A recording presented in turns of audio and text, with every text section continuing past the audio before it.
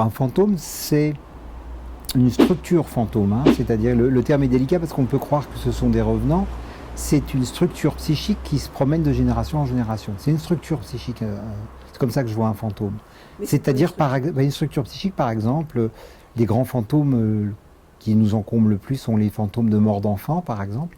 Eh bien, ça va être l'émotion à la mort d'un enfant ressenti par ses parents, parce qu'en général c'est plutôt du côté de ses parents, c'est cette émotion-là qui va faire fantôme et qui va se transmettre. Les morts brutales, trop précoces, pas attendues, donc tout ça, ça fait des fantômes.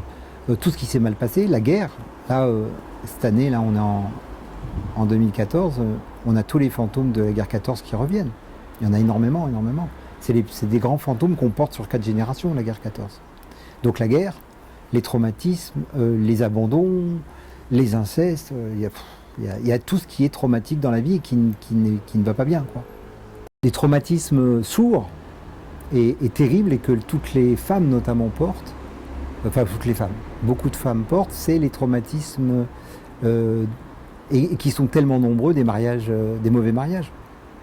C'est un traumatisme terrible que portent toutes les générations jusqu'à aujourd'hui, et c'était pourtant tellement courant.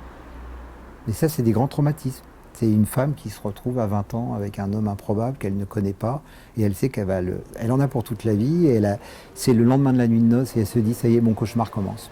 Ça, c'est un traumatisme. Pour moi, la fonction des grands-parents, elle peut être double. C'est une fonction extrêmement bénéfique.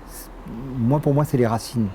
C'est les racines, je dirais, du masculin et du féminin, c'est-à-dire c'est la façon dont un enfant à travers ses grands-parents va avoir toutes les transmissions de la vie, quoi.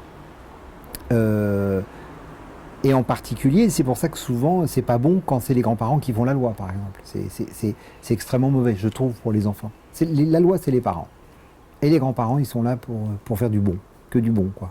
De toute façon, c'est pour ça qu'il ne faut pas rentrer avec le transgénérationnel dans une panique de vie où on pourrait rien faire et où on ferait porter trop de choses. C'est pas comme ça que ça marche. On transmet, je dirais, 80, dans le meilleur, enfin, on transmet une majorité de choses bonnes, mais dedans il y a des mauvaises choses. Et dedans, des mauvaises choses vont faire symptômes, c'est tout. Mais il ne faut jamais oublier que le reste, c'est que de la bonne transmission. Mais dedans, il peut y avoir des transmissions lourdes. On est le produit d'une histoire et on a plutôt besoin de la connaître. On a besoin de connaître cette histoire-là. L'histoire de nos propres parents, l'histoire des grands-parents et des générations d'avant. Il faut qu'on la connaisse.